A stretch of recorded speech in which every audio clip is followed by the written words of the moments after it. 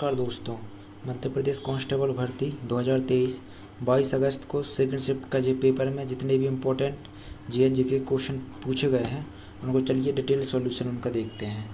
पहला क्वेश्चन ये पूछा गया था कि आदमगढ़ की पहाड़ियाँ मध्य प्रदेश के किस जिले में स्थित हैं। तो आदमगढ़ की पहाड़ियाँ मध्य प्रदेश के किस होशंगाबाद जिले में स्थित हैं। होशंगाबाद का भी नया नाम क्या कर दिया गया है, होशंगाबाद का नया नाम नर्मदापुरम कर दिया गया है। और नर्मदापुरम यानी कि होशंगाबाद में एक इम्पॉर्टेंट वाइल्ड लाइफ सेंचुरी है जिसको बोरी अभयारण्य के नाम से जानते हैं, बोरी वन्यजीव अभयारण्य। ये बहुत बार एग्जाम में पूछा भी जाता है कि बोरी वन्यजीव अभयारण्य कहाँ स्थित है, तो होशंगाबाद में स्थित है। होशंगाबाद की लोकेशन आप यहाँ पे देख सकते हैं। ये नेक्स्ट क्वेश्चन ये पूछा गया था कि कथकली कहाँ का शास्त्रीय नृत्य है, क्लासिकल डांस। तो कथकली केरला का क्लासिकल डांस है। कहाँ का? केरला का एक और क्लासिकल डांस है मोहिनीअट्टम। ये भी बहुत एग्जामों में पूछा जाता है। मोहिनीअट्टम और कथकली कहाँ का? केरला का क्लासिकल डांस है। नेक्स्ट क्वेश्चन ये पूछा गया था कि जो ऑटोबायोग्राफी जो बुक है वो किसने लिखी है। तो जो ऑटोबायोग्राफी बुक है ना वो हमारे देश के पूर्व प्रधानमंत्री जवाहरलाल नेहरू द्वारा लिखी गई। आप इसको यहाँ पे देख सकते हैं, एन ऑटोबायोग्राफी। और इसके अलावा जवाहरलाल नेहरू जी की और अलग किताबों को देखें तो एक बहुत इंपॉर्टेंट किताब एक है द डिस्कवरी ऑफ इंडिया, भी ये जवाहरलाल नेहरू की किताब है। यहाँ पे देख सकते हैं। एक ये है कि the glimpses of world history, glimpses of world history भी जवाहरलाल नेहरू की किताब है। और एक पुस्तक और इम्पोर्टेंट है, कौन सी?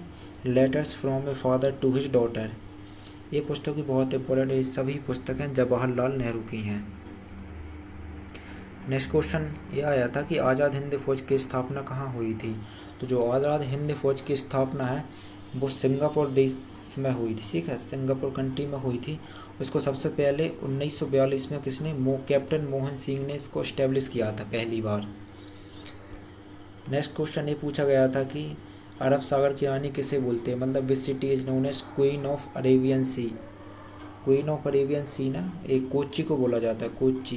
The queen of Arabian sea किसको? कोच्चि सिटी को बोला जाता है। आप यहाँ पे मैप में भी देख सकते हैं। ये केरला के तट पर स्थित है, मालाबार कोस्ट में। एक क्वेश्चन ये पूछा गया था कि देशभक्ति गीत है ए मेरे वतन के लोगों, ये किसने लिखा है। तो ये सब आपको पता होगा कि ये जो गीत है ना ये लता मंगेशकर जी ने है, लेकिन इसको लिखा था कवि प्रदीप ने। और कवि प्रदीप ने ये जो सॉन्ग है ये 1962 में इंडिया चाइना के युद्ध में जितने भी सोल्जर शहीद हुए थे उनकी याद में उनको डेडिकेटेड सॉन्ग है।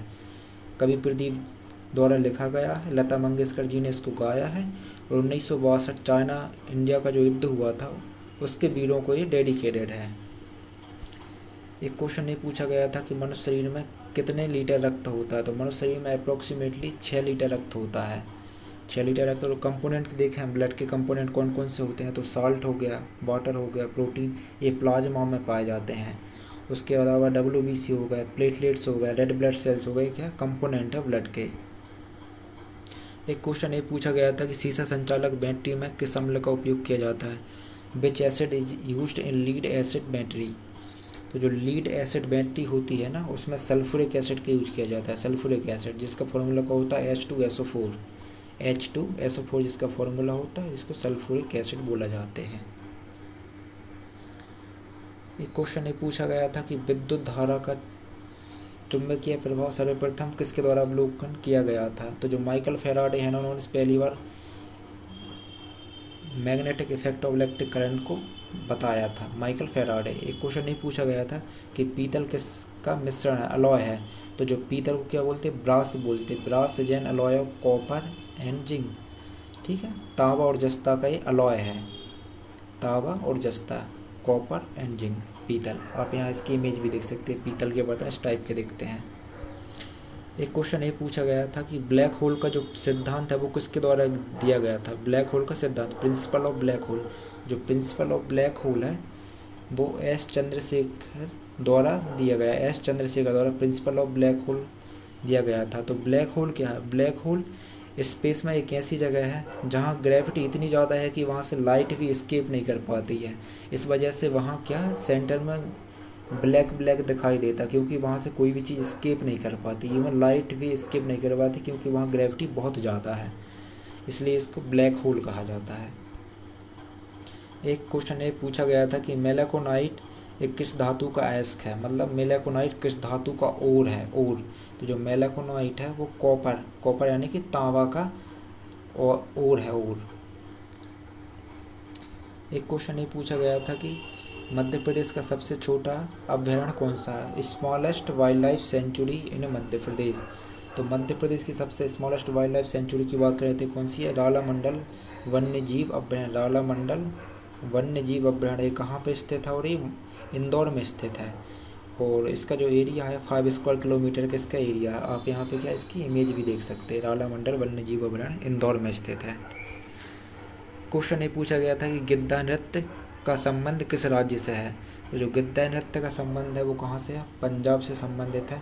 और इंडिया और पाकिस्तान में पंजाब रीजन की जो वुमेन है उनके द्वारा परफॉर्म किया जाता है। और क्वेश्चन ये पूछा गया था कि अस्तोमा सदगम्य ये किस ग्रंथ से लिया गया है, किस वेद से लिया गया है। तो जो अस्तोमा सदगम्य है ना, ये ऋग्वेद से लिया गया है।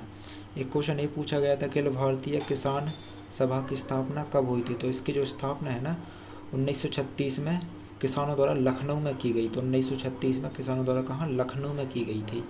एक क्वेश्चन ये पूछा गया था कि ऑल इंडिया रेडियो का जो स्थापना है वो कब हुई। तो ऑल इंडिया रेडियो 1936 में इसकी स्थापना होती कहाँ, दिल्ली में। Thank you.